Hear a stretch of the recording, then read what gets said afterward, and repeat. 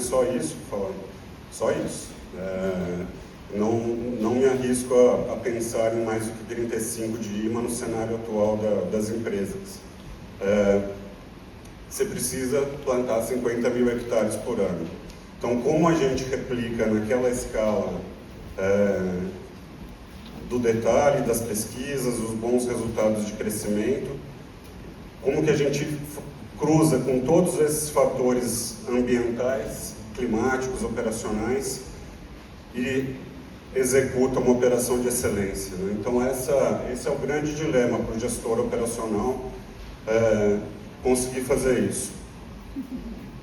Principalmente por um único motivo, pelas pessoas, né? Então a gente tem que saber cuidar de gente que executa e faz a melhor floresta de excelência. Então, quando me perguntam o que precisa para ser um bom profissional das empresas atualmente, eu falo, você precisa saber cuidar de gente. O resto você vai correr atrás e aprender. E isso é um pouco de tudo, ou é tudo que a gente fez sempre dentro do Monte Olimpo.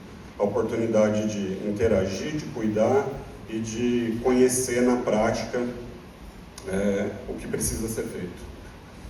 Bom, e é isso, né? Hoje eu estou no Mato Grosso do Sul, estado que cresce vertiginosamente a floresta, os hectares plantados. Nós já estamos falando em 2024 de 1.700.000. Hoje em dia a gente acredita que já esteja por volta de 2 milhões de hectares.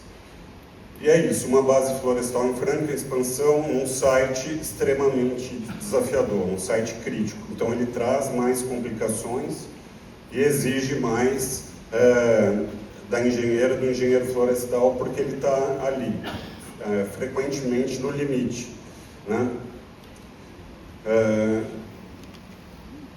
Aqui um detalhe da expansão, mas onde eu quero chegar principalmente é que os problemas, eles não mudam, né? Então, assim, a gente não vai resolver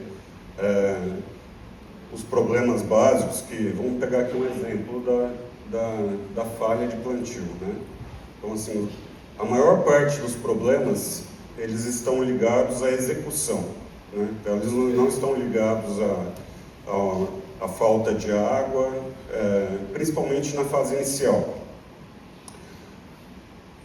E sabendo disso, sabendo que a maior parte dos problemas estão sob nossa gestão e que a maior sobrevivência dos plantios na fase inicial e a homogeneidade, fruto de vários trabalhos que fizemos junto, o professor Stapp, o próprio Rodrigo Racamada, altíssima correlação com a produtividade final. Então, a gente focou nisso. Vem cá, se eu não regulo a água, se eu não regulo o que vai entrar no sistema naturalmente, mas eu posso regular uma série de outras coisas, inclusive guardar essa água melhor dentro do sistema, então eu vou parar de ficar chorando, né, que está chovendo menos, que isso e que aquilo, até porque nós temos sob nossa gestão uma excelente ferramenta de conservação e recuperação de áreas degradadas, que são as florestas plantadas. Então, como que a gente pode atuar, né? Só que no meio dessa história, né, alguns de vocês devem ter visto esse slide simples, mas vocês viram lá, né, a tônica da apresentação que está centrada nas pessoas. E com a falta das pessoas, houve um movimento muito contrário ao que a gente sempre fez, foi o cultivo mínimo. Então, assim, para usar menos gente, porque não tinha gente para trabalhar, tivemos que intensificar o manejo, preparando mais o solo, usando mais pré-emergentes e dando condição para que essa linha de plantio ficasse sem necessidade de nenhum trabalho manual. Então, houve uma migração involuntária de um manejo muito mais conservador para um manejo mais intensivo do solo, visando depender menos de mão de obra. Beleza.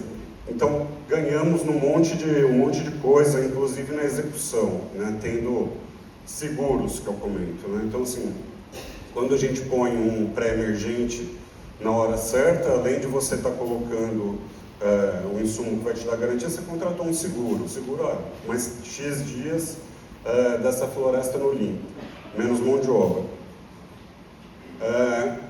E aí, por incrível que pareça, eu até falo dos pesquisadores da empresa, para a Gabriela, para o Sidney e tal, falo, para de falar isso daí, isso daí é o nosso cultivo mínimo que a gente largou e estamos trazendo de volta, né? E aí é uma coisa muito bacana, né, olhar isso, né? Então, assim, num solo extremamente arenoso, com falta d'água, temperatura intensa no nível do solo, a gente expondo totalmente o solo, não, vamos pegar o retorno e vamos fazer os ensaios. Até tem a Cecília, que está aqui, do Monte Olimpo, ela faz mestrado com esse projeto. E assim fomos, mas as respostas elas eram óbvias, o professor Stab já fazia isso com a gente, você sempre vai ter que repetir os mesmos experimentos, por mais conhecidos que eles sejam, porque as pessoas mudam o tempo inteiro. Então, quando pergunto, o que você está fazendo de diferente lá no Mato Grosso do Sul? Nada, eu estou fazendo com o nosso time o que a floresta precisa. E aqui eu faço mais um parênteses novamente, né? Então, para a gente cuidar da floresta que nós estamos formando lá no Mato Grosso do Sul, uma única empresa tem 2.000 pessoas próprias e 1.500 terceiros. Então, é muita gente tomando decisão o tempo todo, né? Então, tendo ideias e tomando decisões. Você pode usar isso da melhor forma possível ou negligenciar a capacitação técnica. Aqui é mais um exemplo, né? O manejo conservacionista ele está em destaque em todos. Conservacionista 1, tudo está melhor. Lima, sobrevivência, PV50. E aí fica a pergunta, né? Bom, beleza, então tem problema com as pessoas, estava com um problema de manejo, que esse vai ser muito difícil, né? Porque ele tem um viés econômico que está lá do lado do custo das pessoas, mas isso é pouco dentro do custo de formação de floresta, né? Então, o desafio para nós engenheiros florestais agora é como que nós vamos resgatar o cultivo mínimo sem abrir mão da mecanização, sem abrir mão de uma operação padronizada, sem que a gente abra mão de tudo isso, né? Porque o cultivo mínimo mal feito, ele induz a heterogeneidade. Porque se você não manejar bem a linha, você vai gerar uma série de problemas por falhas operacionais, um deles a deriva, e isso vai gerar heterogeneidade. Então, foi isso que a empresa falou. Como você, então, vai pegar com a mesma eficiência operacional, melhorando, inclusive, mas fazendo o manejo como se fazia antigamente. E aí a gente sempre vai se deparar com essa história toda, né? Quem tem 200 mil hectares, 300, 400 mil, é muita gente envolvida, uma variabilidade grande natural do ambiente onde você está, a complexidade e muita interface operacional, né? E os desafios de você executar a operação na hora certa, com maior previsibilidade, que é o SOP. Bom, e aí, eu, ao mesmo tempo, desde a minha primeira vez no Mato Grosso do Sul, eu já observava muito isso, né? Vem cá, já mostrou aqui um monte de mortalidade por déficit hídrico, mas por que na mesma área, no mesmo solo,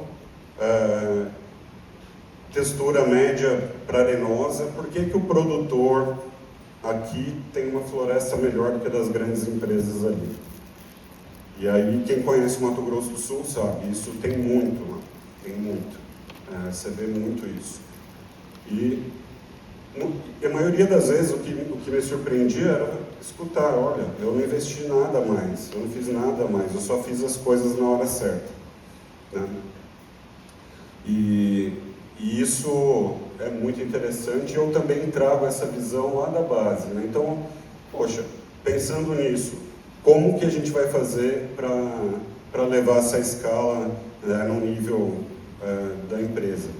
Então, só a gente lá no Mato Grosso do Sul, só a Bracell MS, ela tem 5 zonas climáticas, ela tem floresta nas 5.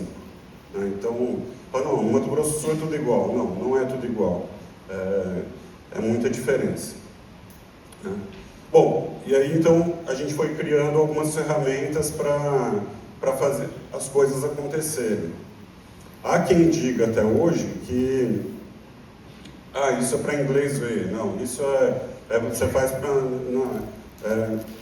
uma apresentação institucional. Não, isso foi internalizado e os colaboradores, eles não conseguem mais trabalhar sem. Eu vou detalhar um pouco mais. Né? Nessa escala, um orçamento milionário que as empresas têm para fazer uma gestão de uma base dessa, você tem que controlar tudo. Né? Controlar e executar de uma maneira precisa e no tempo certo. Então, para isso, a gente investiu muito nos controladores, no monitoramento e controle feito por pessoas no campo ou por drone, na telemetria nas operações, rastreando todos os equipamentos. Ainda não conseguimos rastrear 100% porque nem celular pega direito no Mato Grosso do Sul, né? Então, quanto mais transmitir dados. Então, a conectividade ainda é um problema sério. Mas driblamos isso de algumas maneiras, depois eu vou contar um pouco mais. E uma central de monitoramento que integre tudo isso e gere produtos para a operação tomar a decisão. Atente-se, isso tudo vai acontecer sem que o profissional, a profissional largue o campo. Nada disso é para tirar a pessoa do campo. Tudo isso é para aumentar a presença dessa pessoa no campo. Então é muito diferente. Com certeza a IA não vai fazer floresta, então tem que tomar muito cuidado, porque o pessoal confunde um pouco isso. Né? Bom, então tecnologia sem gestão não gera resultado, é apenas custo. Né?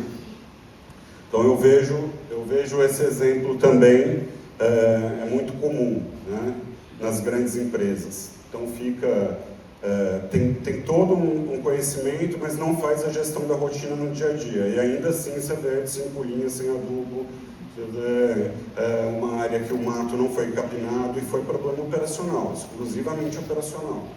Então, para isso, quanto mais redundância na informação, a mesma informação vindo de diferentes fontes, melhor vai ser o resultado lá no campo. Né? Então, a pessoa tem que estar extremamente bem treinada, mas consciente de que execução, rotina faz parte do negócio. Senão você não consegue replicar com excelência. Então, aqui um exemplo, né, dos cenários. Eu não vou ficar entrando no detalhe, mas mostra a base da Bracell MS. Ela é a primeira do Brasil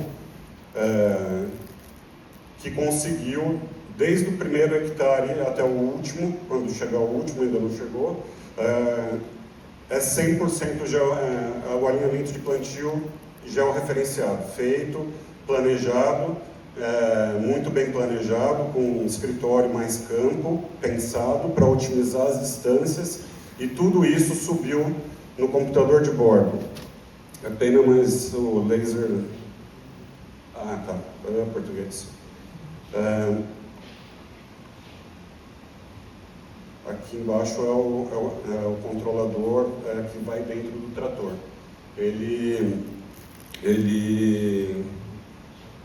Hoje o operador ainda não opera sozinho a máquina, mas vai chegar lá. Por quê? Porque 100% das linhas elas estão já referenciadas, então lembra disso, tem uma informação preciosa. Mas de dentro do trator, isso não é novidade mais, gente, isso é arroz com feijão, né? Ele monitora tudo. E da central de operações integradas, que eu vou mostrar depois, a gente enxerga isso, né? Então, o operador está trabalhando e da central dá para enxergar. Então, ele tem uma comunicação da central, que a gente tem um time super técnico que fica olhando e monitorando. Se algo desviou, rádio fala com o operador. Limitações, às vezes nem o rádio pega, né? Então, são áreas muito remotas. Então, o desafio, mais uma vez, é conectividade e comunicação. Equipamentos que funcionam, eles estão aí. Aí, beleza. Então, seria um motivo para tudo isso já ser deixado de lado. Não, um supervisor bom, um coordenador bom, absorveram o conhecimento e botaram na rotina. Hoje, a nossa variação de dose de adubação é mínima. E a precisão do alinhamento também, a gente bem sabe como isso é importante, né? Ter uma boa execução para respeitar a retangularidade do plantio. Aqui é um outro exemplo, né, do que a gente está conseguindo ver. Então, um caso real, na telemetria das operações, enxerga a máquina lá na tela da central de operações integradas, você vê como está o desempenho dela e, enfim, uma série de controles automáticos, né? Até os mais básicos. Saber às 6 horas da manhã quando você plantou no dia anterior. Numa escala gigante dessa, é uma informação difícil. Então você tem que criar mecanismos para isso. Básica informação, mas difícil, né? E a gente foi se adaptando ao longo do tempo com isso, né? É inevitável também me lembrar, professor Stapp, eu estava no primeiro semestre de estágio e ele me falou assim: larga a mão de sufocultura, vai fazer colheita, vai para a colheita, que lá tem máquina, lá é mecanizado, lá é isso, lá é aquilo. Aí eu processei, fui quase chorando embora para casa, mas tinha um motivo naquilo. Eu falei: ele quer que eu largue a sufocultura e vá para a colheita? Eu falei: não, capaz, vou provar para ele que a sufocultura a gente pode evoluir e pode se aproximar muito da colheita. E hoje eu diria que a gente está muito perto. E foi muito bacana também, né? Porque silvicultura é muito simples, mas não é uma coisa para amadores, né?